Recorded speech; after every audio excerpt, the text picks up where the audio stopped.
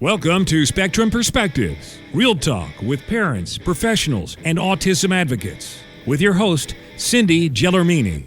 Hi, everyone. This is Cindy with another episode of Spectrum Perspectives. And today I have Kristine Skiff on with me. She's an awesome rock star autism mom. Hi, Kristine. Welcome to the show. Hi, Cindy. I'm so excited to be here. This is really cool. So we met for a business networking event, and then, of course, as soon as I found out she had kids on the spectrum, we had to connect. And when she told me a little bit about her story, I said, "Gotta have you on the show." So, Kristine, how many kids do you have?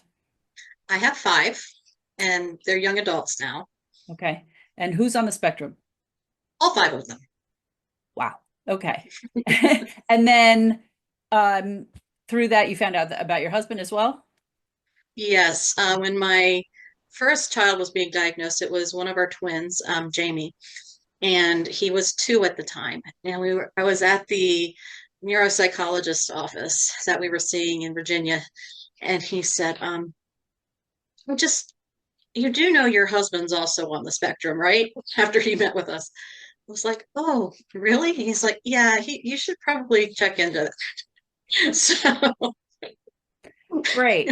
Great. All right. thank you. So let's go. All right. So let's go back first.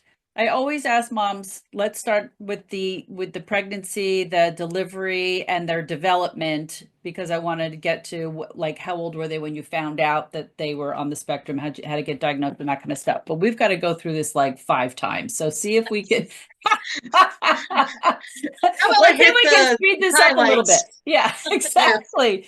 So let's go back. Let's start with the first. So the first were twins.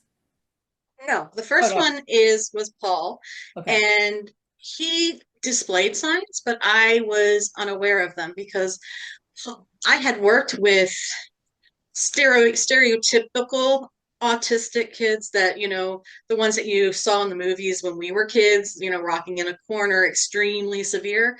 So Mhm. I had worked with them, and that's what I knew autism to be. Um, when Paul was a baby, he started crawling before he was 4 months old. I have a picture of him at 4 months climbing the stairs, crawling up. Wow. By a year, he was getting on the computer, entering a password, and playing video games. He taught himself to read. At one? So at one. But Wow.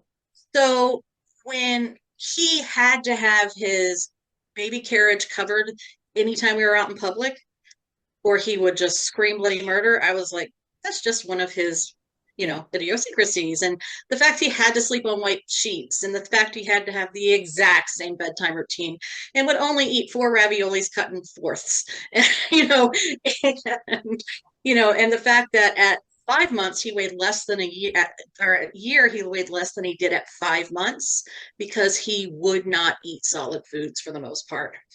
And so all of these things, I'm just thinking there's a health issue, there's something going on.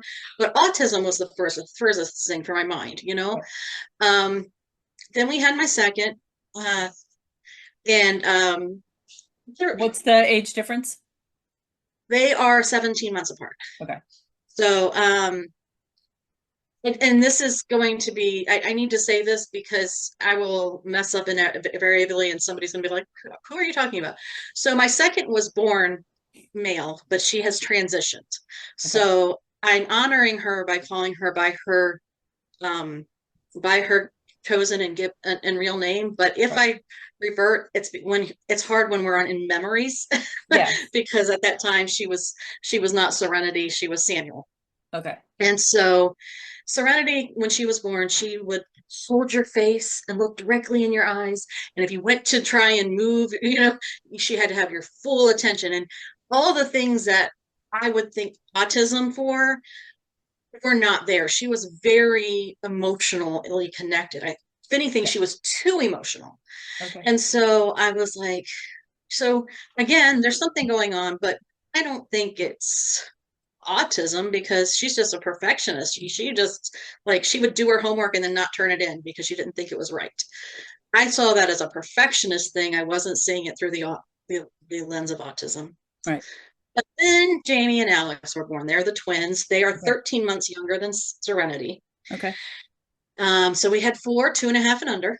Mhm. And when they were born, I immediately knew something was going on with Jamie. I put them in the bassinet together because, you think twins, they're going to want to be close. And Jamie was just oblivious, it would seem. Like Alex did seem like he wanted to be closer, but Jamie was just, he didn't connect. He had no real emotional responses, especially as he got older. Mhm. He started to talk and then stopped and went backwards. Mhm. And I remember he was about 18 months old, and he had woken from his nap later than the other ones. So I was putting the other ones to bed, and he was still in the playroom. And while I was putting them to bed, it had gotten dark and the light in the playroom was not on. And as soon as I realized what would happen, I felt like a horrible mom. I go running out there figuring he must be terribly scared. And he's just sitting there doing what he was doing to begin with, which was just kind of, he had a thing for stuffed animals, just Mhm. chewing on the stuffed animal ear. And when I picked him up, there was no response, there was no emotion, there was nothing to the outward stimulus. And I was like, okay. My husband's like, you're making something out of nothing. I said, no, there is definitely something going on. Yeah. Mom's And I went, intuition. Yeah. right. And so when I brought him to our pediatrician, he was this old guy with a smoker's voice, and he was like, had birthed everyone that was lived in Richmond for the last 50 years. And you would think he would be kind of old school, but he was very well educated on autism. And he said, yeah, he's on the spectrum. I was getting ready to have this conversation with you. You beat me to it. And he sent us to get him diagnosed. And then at that same time, my oldest was during that diagnosis process, my oldest went into kindergarten.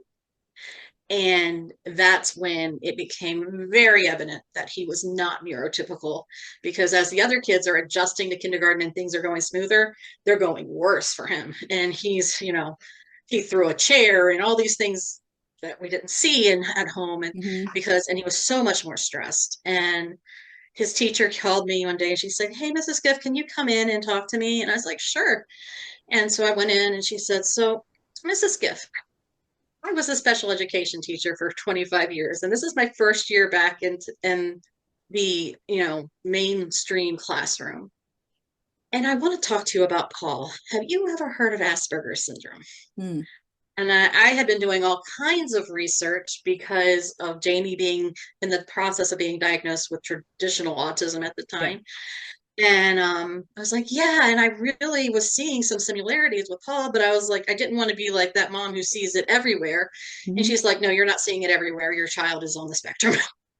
And that was the domino effect. There was Jamie, then there was Paul, and um, then my youngest was diagnosed, Benjamin, and then Alexander, the other twin, was diagnosed in second grade.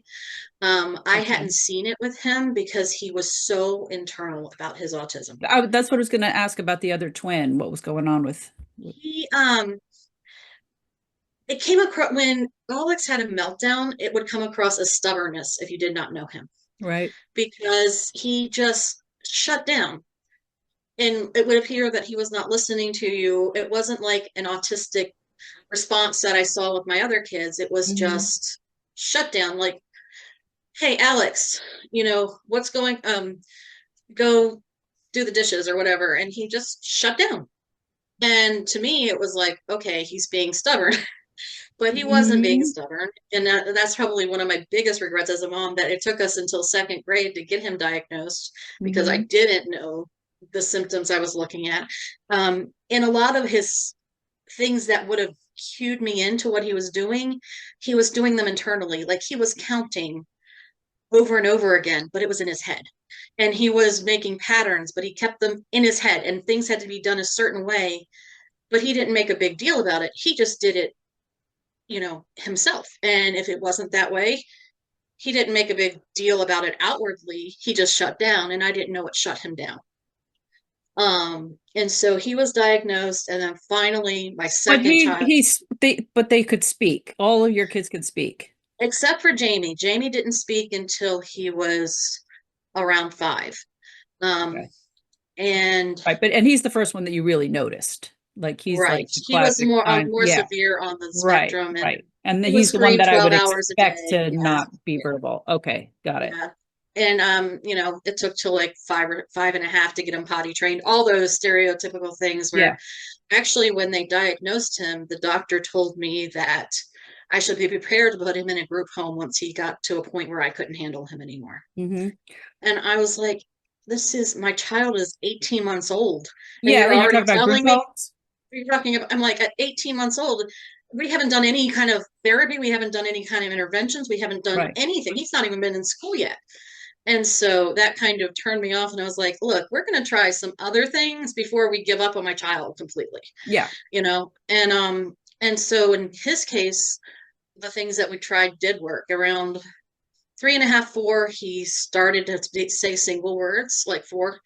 And then he started putting together sentences, and everything was in the third person. And he talked through his stuffed animals. Oh, So he would bring me, he always had this one bunny that he carried around that was as big as he was, basically. yeah. And he would chew on the noses and the ears. And he said, Bunny wants a drink. That's the first sentence he ever said to me. I was like, okay, Bunny can have a drink. This is Jamie we're talking about.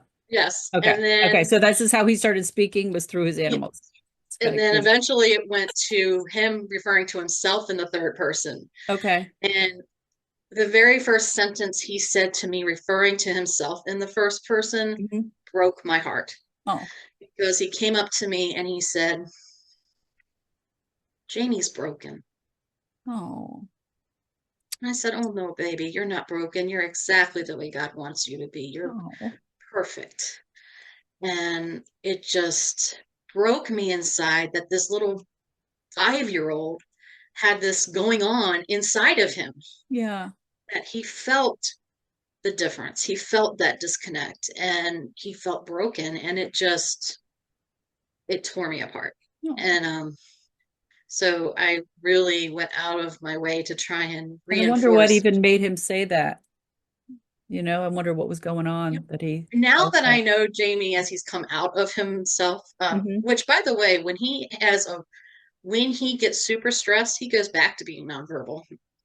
He will go and you have to pull him out of that because he Yeah. can't speak Hmm. because that's not his first, Right. that was something he had to work with. Right. Um, now that Jamie is now 21, almost 22, we've had a long time to have these conversations. And he said that for him, he has a very analytical engineering mind. Mm. He's studying engineering now. And he said, I just knew I wasn't like all the other kids. And He was 5 at the time when he said this, yeah, so he was in regular school. he was still in their autism program. We were in the Henrico County schools in Virginia, which at that time had a flagship autism program. Um, and so he was in that program, and they brought him light years. I give them huge props. But he would still see the other kids, and our family's so neurodivergent. I don't think that any of our kids could have an idea of That's why I was going to say, I mean, I don't think that he would pick up on that at home. no, It's it got to was be, more yeah. from being around the other kids, cousins at the time, and the other kids in school, Hmm. even though he was not Right. in their classrooms. So, and then honestly, Serenity was the last one that was diagnosed, and all Well, those wait, let's things get that back to the baby. How did the yeah, baby get to, so you've got the twins that are now diagnosed, the oldest was diagnosed with the Asperger's that then, went away with, but right? And then then there was the twins, and Benjamin. then you had the fifth one. Yeah, Benjamin, I brought him in around 3, and I said, something's going on with Benny.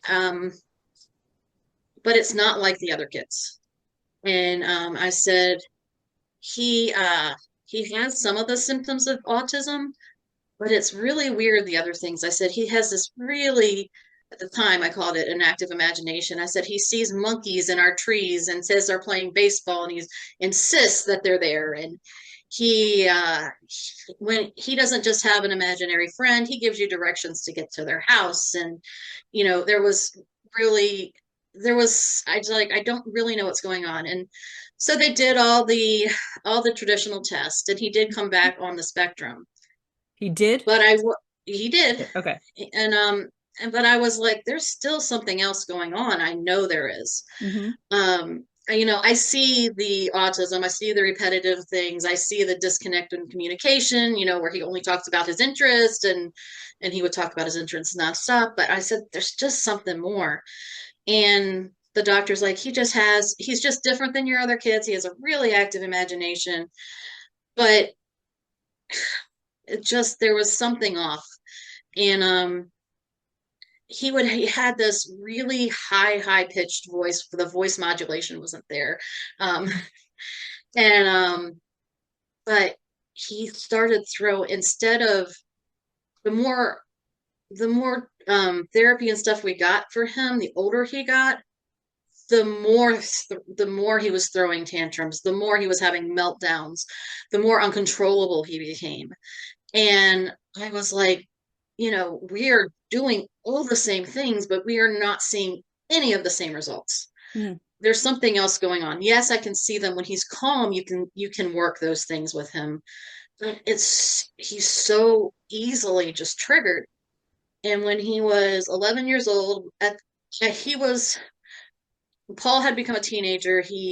It's hard because that all comes together. But when Paul was 13, he had his appendix out, and that he had always had high anxiety. But at that point, he just broke, and he would not leave the one spot on the couch. I can't watch that show, Big Bang Theory with Sheldon, because that really was Paul. He really could not leave the couch. That was the only place that was safe. And he had severe anxiety that shut him down for 5 years. So he was the first one to go on medication. Okay. But at the same time, how Benjamin old? At 13? 13, okay. Yes. And at the same time, Benny, who was 4.5 years younger than Paul, no, Benny was 5 years younger than Paul, just barely 5 years younger than Paul. Benny is just getting more and more agitated. And so he's 8, and then he's 9. And at 9 years old, I put Benny on meds because it was getting out of hand. And I had always said that I did not want to put my kids on meds until I felt like their brains had a chance to develop. But it was so extreme with Benjamin. And I mean, he was throwing chairs through walls. I would go and sit at the school with him all day because they couldn't handle him. And you never knew. And it wasn't behavior, although it was behavior, but it wasn't like he's just a bad kid. It was just, there was this overwhelming stress, and he heard things and he saw things. And he had pica and all these other things that went along with the diagnoses. But I'm like, something's going on. And finally at 11, he had one of his huge meltdowns in the psychiatrist's office, which was at Cook's Children's Hospital here in Dallas. We had moved from Virginia to Texas and all of that time.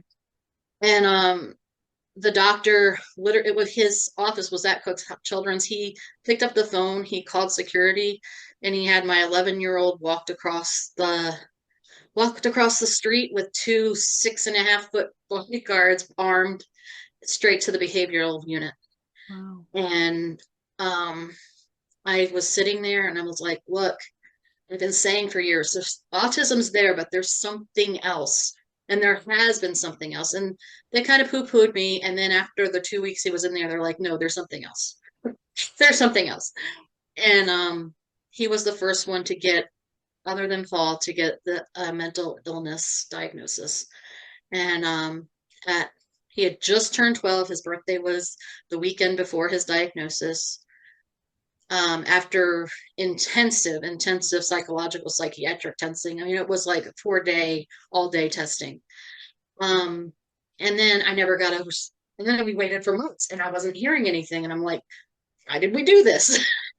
And finally, they called me and they said, "We're sorry, Mrs. Skiff, that you had to wait so long, but we needed to have our findings confirmed. And so we've had 3 other neuropsychs look over these results before we came to you." And I'm like, okay, so I better prepare myself for something big. And I get into the neuropsych's office and she says, "We don't normally give this diagnosis this early, but your son is schizoaffective on the schizoaffective scale." And she said, "Honestly, if he was 18, we would be telling you he's schizophrenic, but we are not allowed to give that diagnosis." Yeah, because he's too young. And yeah, he was too young. And it was like, okay. I'm like, where did that come from? Um, didn't see that one coming. And I called my mom and she was like, "Oh, I'd forgotten this, but your great grandfather was diagnosed in the 30s with schizophrenia."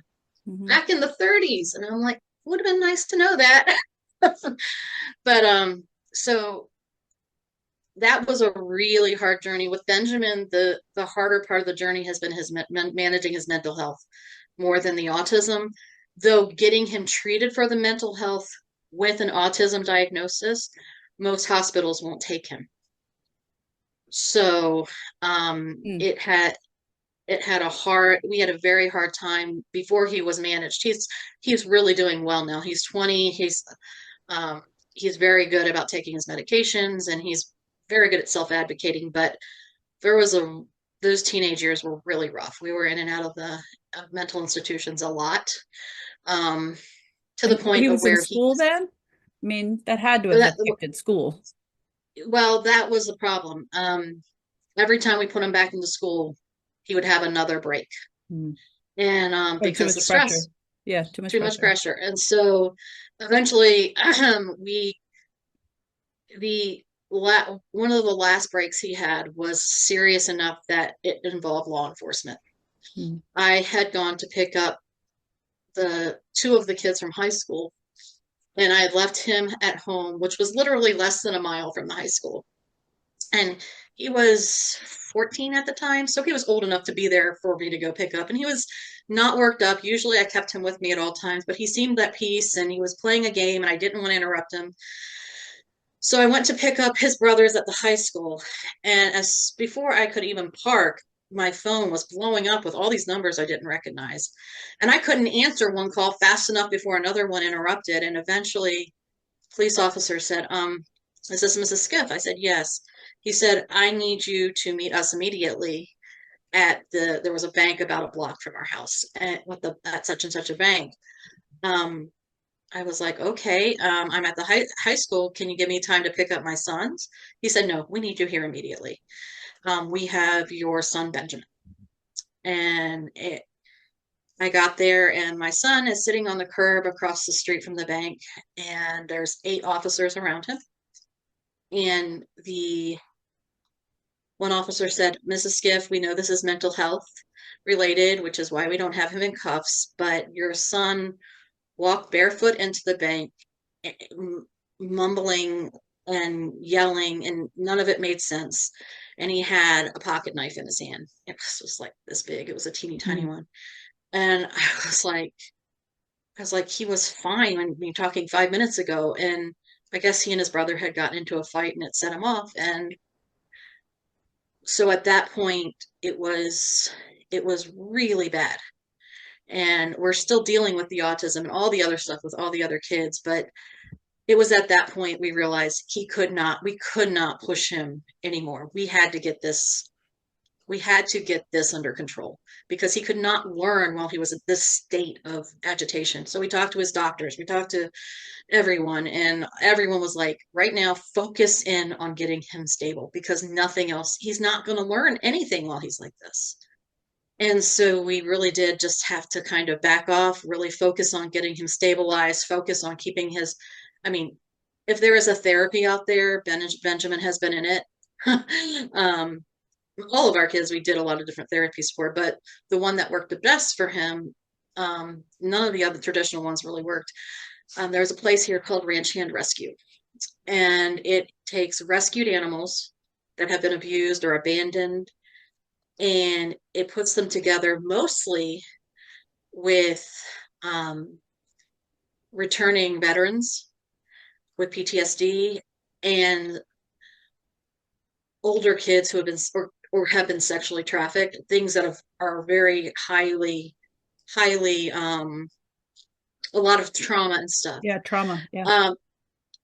But they took Benjamin because his case was so severe and nothing else was working. Mm-hmm. And it is the only thing that worked for Benjamin. That he connected with the animals on a level I didn't know he was capable of. Mm-hmm. That, you know, they did all kinds of things for these animals. There was a horse, there was a prosthetic leg, they had a sheep that got open heart surgery. There was a cat that had only one leg, and then they got prosthetics for it, and the cat wouldn't use the prosthetics because she liked being carried around.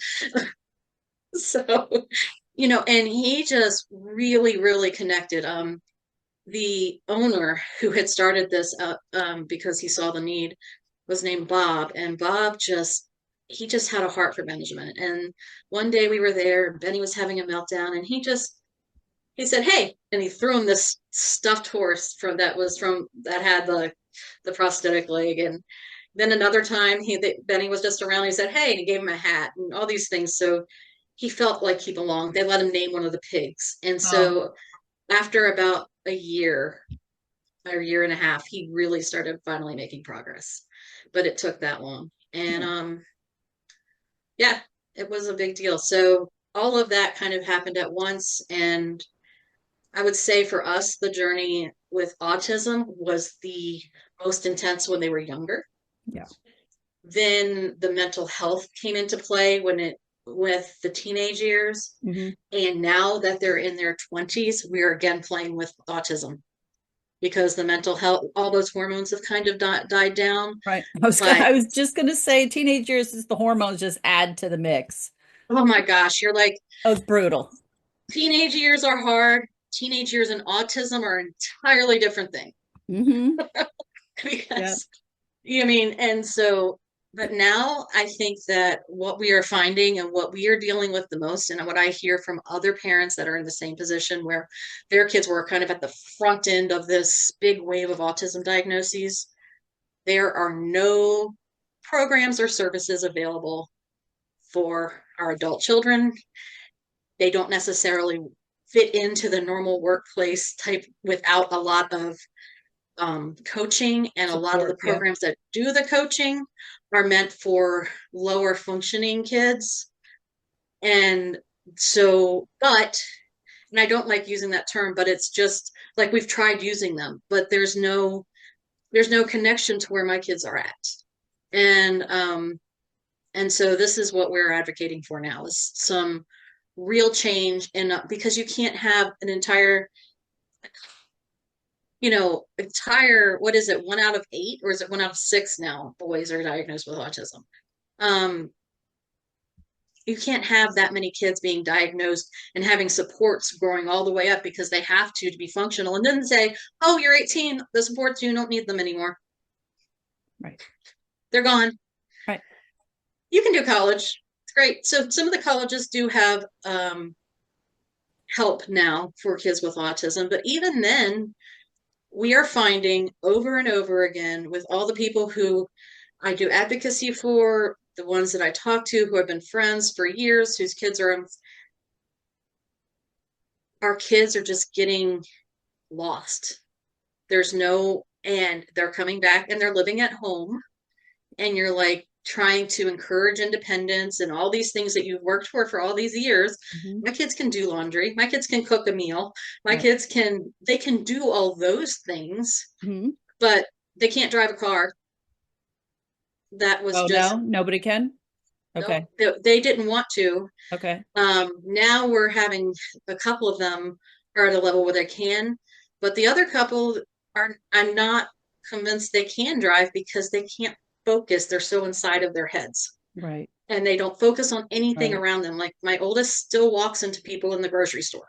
And I'm like, if you can't drive a grocery cart, you can't. Okay. I was going to say, because the oldest would be the one that I would think that can, but if he can't, if he bumping into people Well, in the actually, grocery it's the store. other ones that are, yeah, Paul actually regressed with more autistic traits when Okay. he started having the mental health issues. Right. And now he's trying to get out again and do those now that he's kind of, the therapies have helped. But yeah, so that's where we're at. That's what So we've I done. did just And a little plug for an earlier video that I did with Blake Bauman. Um, he's on the spectrum himself, but he is like sort of a life coach yeah, now, and he helps, older guys like that, and with exactly what you're talking about. Like after 18, they're just sitting in the house, and that was something I asked him about. How do you help the ones that where they just sit home and play video games all day? Like, let's get them out of the house and do something. So right. he Let's helps do coach. something.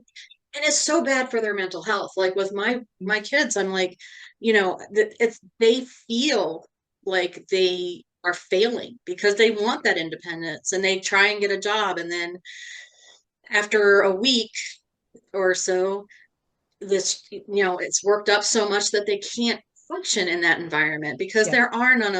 there's not that understanding. And so Mhm. I'm like, so we put them in with what we have here is like Texas Workforce, and which is amazing. They have amazing programs, but they're so backed up. There's years waiting list. And so, it's as it's and a lot of the parents we're coming together and we're like, our kids can have a level of independence, just not as much. What can we do? And one of the thoughts that has been tossed around that I've seen parents doing, and are considering, is we get together and they buy a plot of land and they put small little houses on them, and then one main house, because we don't trust the group homes because we've had horrible experiences with Yeah. them. Yep. And Yep. That's my that's dream. that's what I'm seeing, and it's coming from the parents and themselves. And it's not that anyone has a lot of money, and so everyone is trying to chip in together. Yeah. And so that's just really what I'm seeing, is a Yeah. lot of ground roots, on the Yeah. And ground. we need employers, places of employment that are very autism friendly, because we've got a lot of really smart kids. Right. Um, but it's the whole social part and the anxiety and that kind of stuff that Yes. um and I've said this with school also. You like my son, he was severe. I don't, please forgive me, viewers, if I'm using the wrong labels. People don't like when you say the level 1, 2, 3, or they don't like when you say severe or not, whatever. But Robbie was But that. there is a difference, But there is, and and Robbie was this. Listen, he was still wearing a diaper and still watching Disney movies at 27 years right, old. Okay, right, and then you compare that to somebody with autism that has a master's degree. Okay, it's two different right, types, so what I'm saying is there's like you're saying, there's well, like work programs that are for the severe that have a one-on-one aid and that type of a thing, right? yeah, But what do you do with the kids that are and it used to be Asperger's, now it's just all under the autism label, but the higher functioning kids that you can have a conversation with them, and they're really really smart. I mean, they're like advanced, like so intelligent with math and yeah, these kind of things that can be probably even working for the government, or who knows, like solving problems and right. whatever, but you just have to deal with the social and the anxiety and The all that. social and the hygiene that is always, Yes. and I mean, Mm-hmm. it was talk about a battle having 5 autistic teenagers in a house trying to teach them hygiene. That Talk was about fun. smelly teenage boys, right? I'm not lying. I had 5 sticks of deodorant in my car at all times. And I had them in all rooms of the house. I had foot spray. I Right. had all It's the sorts. sneakers, the smelly, sweaty feet. No. And so I was like, okay, here's a deodorant for you. Here's a deodorant. Yes. So that was Yes. our Oh experiences. man, I just cannot even imagine. You're something else. Let's talk a little bit about the second born, Serenity, right? Hmm. Um, Yes. look, is she comfortable with you telling her story a little bit about Yes, it? she Okay. is. She feels Okay. like it's important. Okay, yeah, I because she's not the first, that I know that's on the spectrum that, Is transitioning. identifies Actually, differently. But I haven't had anybody on the show that's talked about that. So, and I think it might even be I don't know how common it is, but I've heard it quite often with people with autism that, Yes. are, LGBTQ or, transitioning or whatever. So, um, and I don't know if that's comes with neurodiversity or I'm not quite sure. So I really don't know anything about it. So I'd love for you to I talk think about it about makes that. sense to come with neurodiversity. I mean, you think about all the other things that had different tracks in the brain for our kids, the Mhm. learning and all that. It makes sense to me that sexuality would be the same way. Mhm. Um, Serenity is kind of an interesting story. When I was pregnant with her, they swore she was a girl. They were Huh. like, we are 100% sure she's a girl. We didn't even have a boy's name picked out for her. And What's the girl's so name you had picked out? I'm just curious. Serenity Joy. Oh, so you picked that. Okay. I picked Serenity, yes, but Okay. then she was born and we had to pick another name because, and when she came out as trans, she came out several years before as bisexual. And then she came out as trans, and that was like harder for her.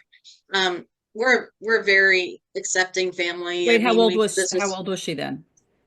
she didn't come out as trans until this year. She was 22, or last year she was 22. So And is it that when she changed the name? she changed her name, went on hormones. She had been wrestling with it for years. I did not know that. Oh, It broke my so heart. all this just happened just in the past year. So all her life growing up, you didn't know. I didn't know. I wasn't surprised when she came out as bisexual. It wasn't a big deal. And so, we already knew she was in I the mean, there's a LGBT. difference between coming out and saying I'm gay, rather than saying Right. And I so feel like I'm a girl. exactly. So when she came out as bisexual, I was just like, that's fine. Mhm. Safe sex still applies. And Well, but hold on. Let's go back though to when she was growing up, though. So I yeah. don't know. We're talking severity levels or whatever. Like what kind? How She presented did she go to with school with it with other she was kids? very, very it's funny because okay, first we were told she was a girl, and then we were when she was growing up, my husband and I had a joke because she was so emotional.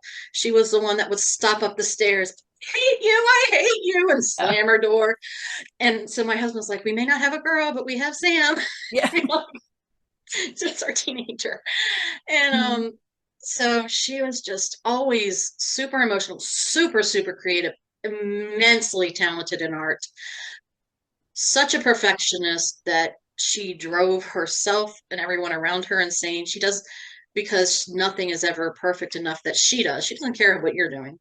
Mhm. Um, but also the thing with Serenity was she had from the time she was young, she would have these very depressive moments, very depressive. And when she was 13, she threatened to commit suicide. That was her first time inpatient. And we spent the next years up until last year. And that's when the hormones are kicking in right Yep, around 13 too. yep.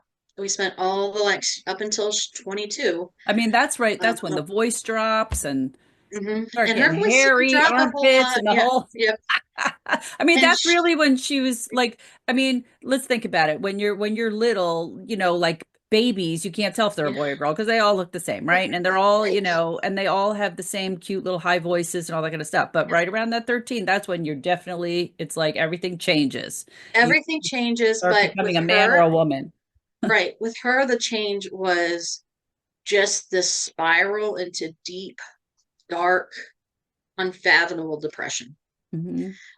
But do you think And it had something to do with the gender thing or now I do, but and it's also in that eventually because she would also have very manic times. So eventually she okay, was diagnosed with bipolar. bipolar? Oh God, jeez. And You've got so everything.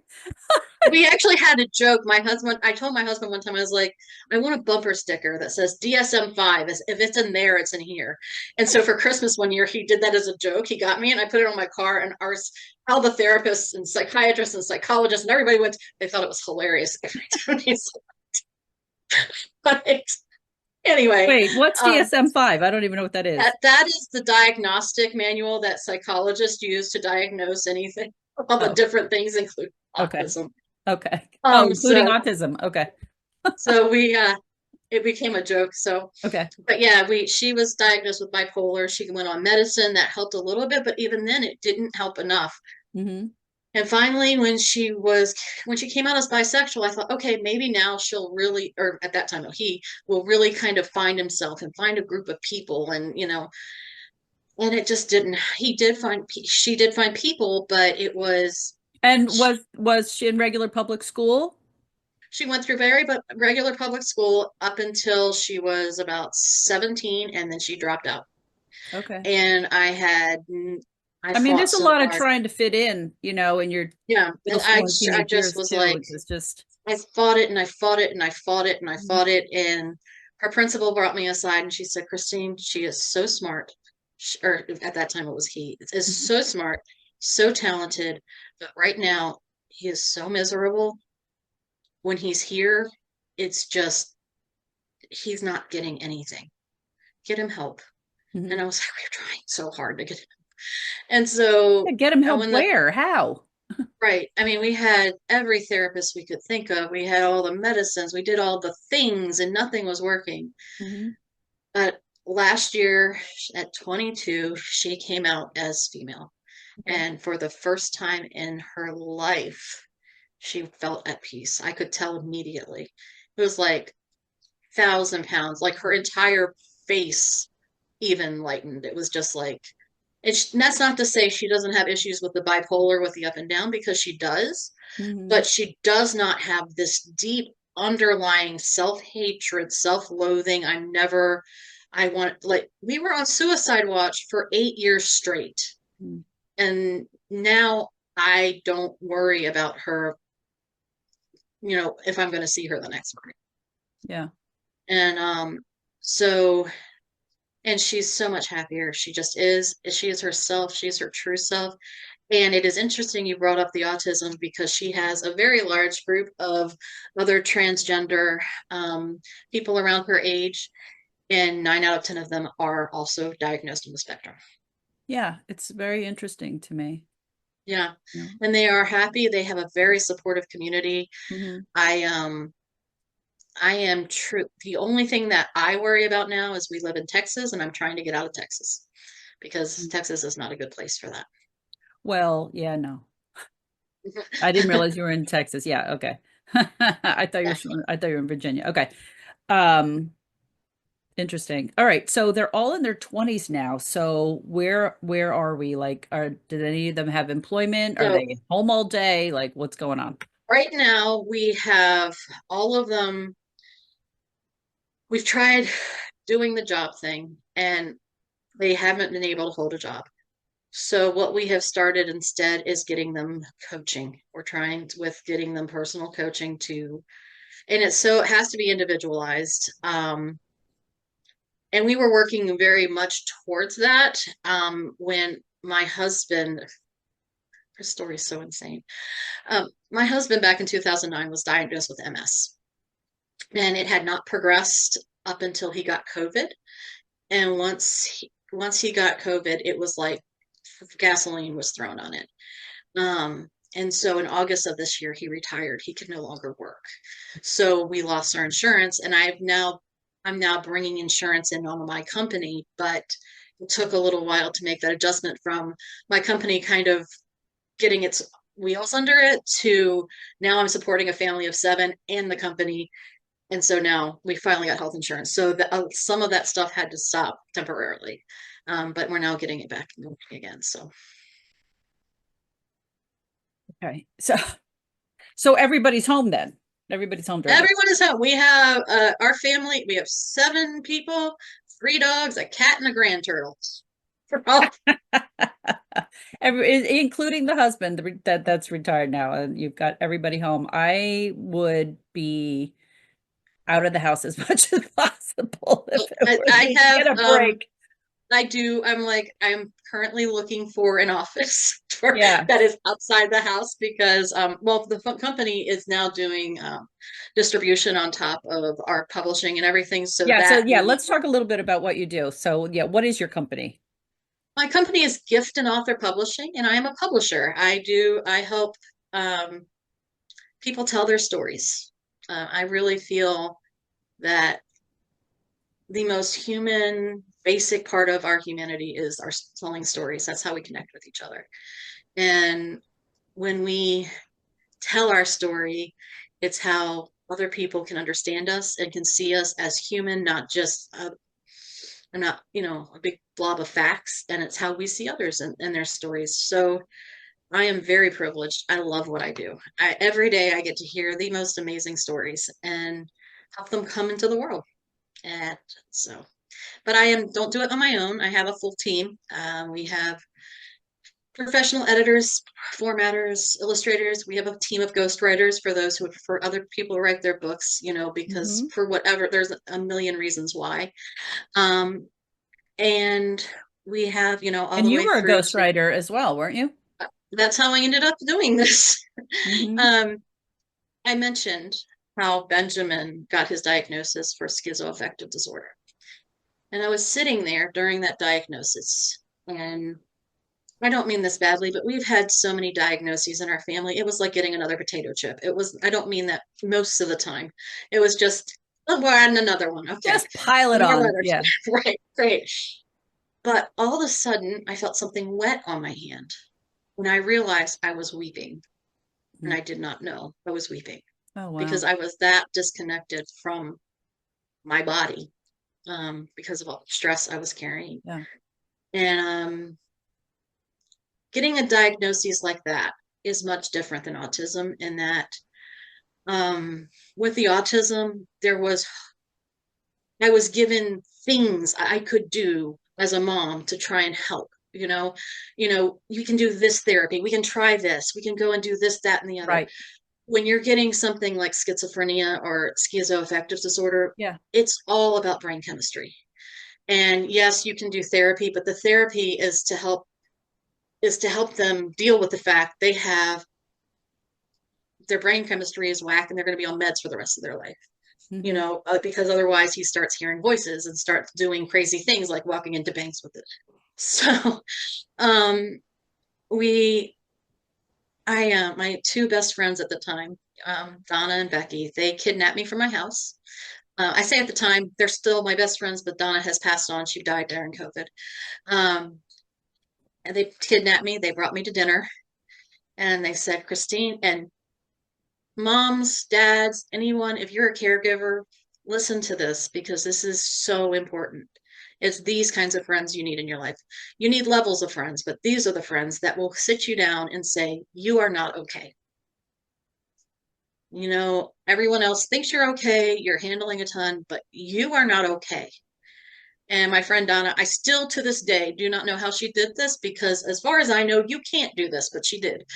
She said, "So I found you a therapist. She specializes in people with families on the spectrum, especially, but special needs parents. And I made you an appointment for Monday, and you're going. Do I have to pick you up?" Good for I her. was like, and literally, I think that saved my life. Hmm. Because the therapist said, Kristine, you're saying that you're not that stressed, but in this meeting alone since you've been talking to me, you've sighed every two minutes or so. I can tell you're gritting your teeth, your stomach. And I'm like, I didn't even know I was doing those things. And so, like months, every 15 minutes, I had to stop and actually pay attention to my body and say, am I gritting my teeth? Oh, I must be stressed. Let me do some breathing exercises. Is my stomach in knots? Oh, I might be stressed. I need to do something and I think a lot of us as caregivers have a PTSD like that, where you literally distance yourself because you Sure. you Yeah. You deal have with to things. you have to disconnect. You have to disconnect. You deal Mhm. with things as a parent of kids that are on the spectrum or with lots of different disabilities, but Yeah. most parents don't have to deal with the things with it that we do. Most parents aren't on high alert 24 hours a day, 7 days a week, where Sure. you cannot breathe because of easy breath because you don't know when the next meltdown is happening or when the next crazy thing is going to go down or the next time you're going to be in the sitting in the mental institution getting somebody in next time you have to call the police. There were times I had to call the police on my own kids. Do you know? I mean, you guys would know, but nobody else knows how traumatic that is as a parent to have to do that. Sure. And so I realized that through this whole process of therapy and being honest and having a therapist who understood what it was to be a parent of special needs kids, because she had 2 autistic sons. And for her to understand and understand that no matter what, there was never going to be a level of normalcy. There was never going to be a level of just you need to learn how to not be so stressed. So I used, when the doctors would tell me that, I'd be like, okay, can you write that down and I'll give it to my son the next time he's having a meltdown. I'm sorry, honey. Mama can't deal with that right now. She's not allowed to be stressed. Right. That was a funny TikTok video that I had seen one time. It says, oh, the doctor says I have to eliminate all the stress out of my life. So all the kids and the husband are all walking out the door. Understand that. And I'm like, oh my gosh. So, in the course of all that, I realized through my therapist and through everything, I needed to do something for myself that had nothing to do with my family. Yeah.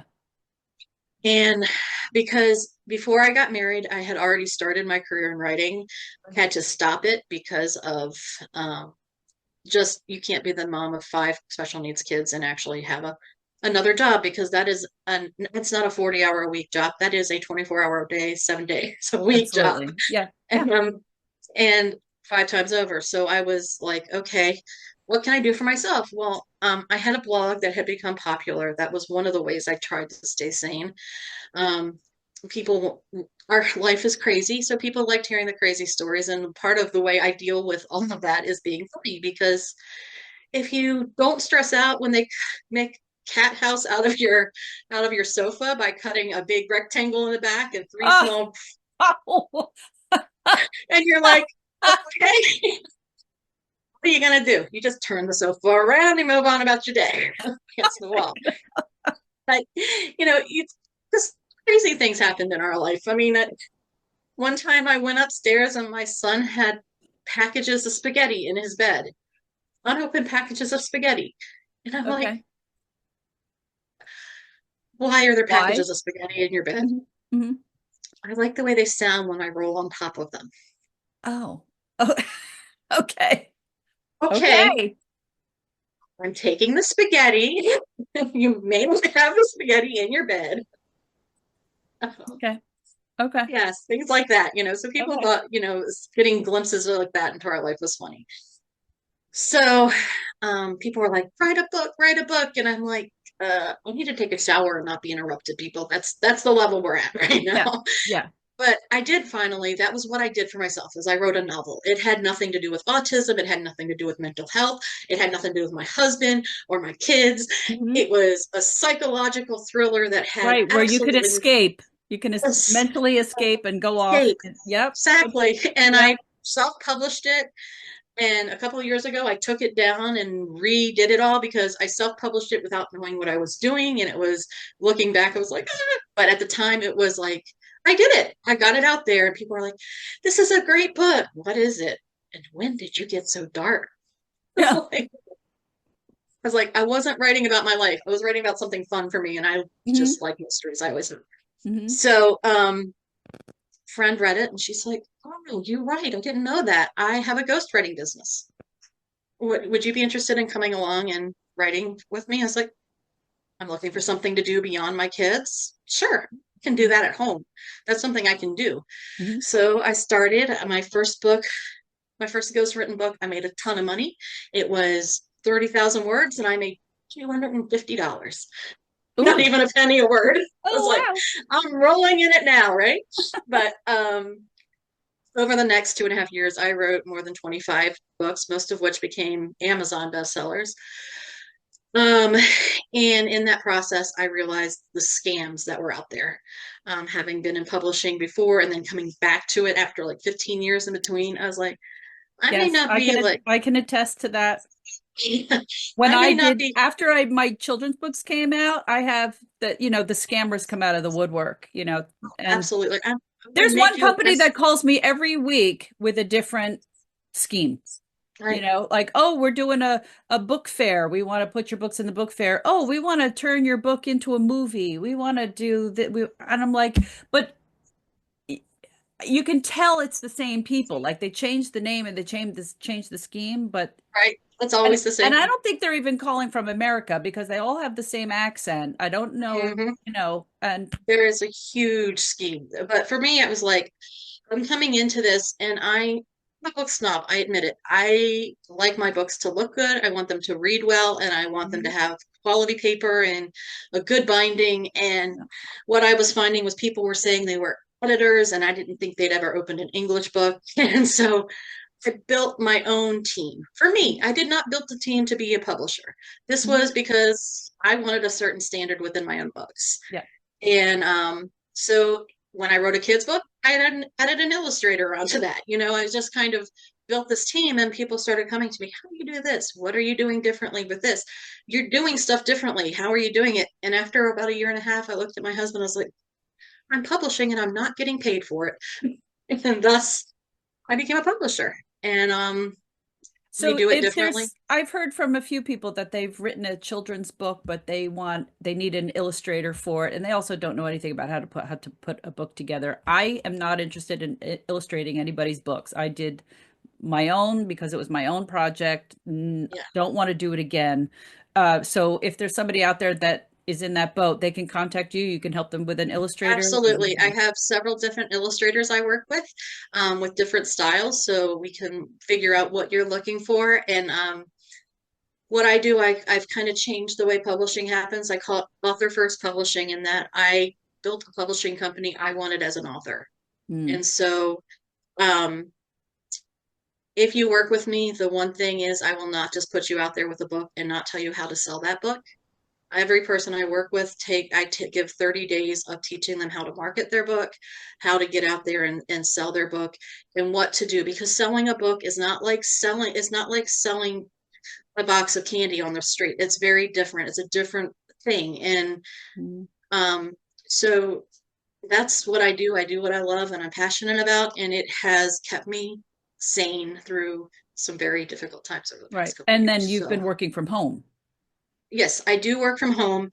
I'm finally to the point where I think I need to get an office apart from the house. Okay. So, but Well, can your kids, they're in their 20s. I still call them yes, their kids even until they're there in there their are kids, right?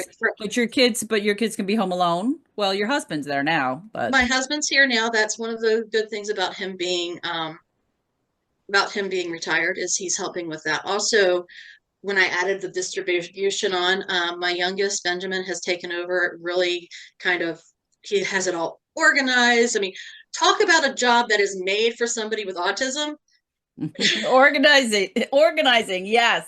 Organizing, keeping track of, making sure things are shipped out. I mean, it Yep. was like perfectly up his alley. Perfect. So like my daughter, Yeah, what does she she is do? she is amazing, an amazing artist, amazing. And she does, mostly her work is done, So she could she be does an illustrator? She's that's not her interest. She Okay. does shaders, and she does low level programming, which I didn't realize was actually the harder programming.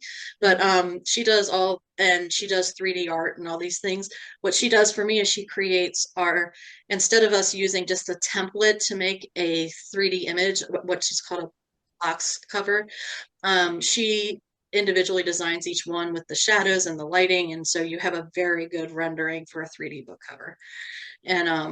And so she does that for me, along with the other projects she gets on the side. She works with game companies and stuff, so she actually does have a job. She does that on this Okay. freelance. Okay. um and she's really good at it. And so yeah, we try and use what they like and what they're good at, and I'm Mhm. hoping that slowly I can incorporate more of them into the business. Good. And then you had mentioned to me that you help other parents with advocacy as well. I do. When you advocate for 5 different children with different needs within the school system, you learn the law pretty well. Mm. Because you have to. Um, so I took that and I started advocating, because I wanted parents who especially are just starting on this journey, or where the schools are not working with them. Here in Texas, that is a very big problem. And so I go in when parents need help and I do advocating. It's that's not that's something I do usually I don't usually charge for that. That's something I do more for because I want to help the community because I was Right. helped within the community.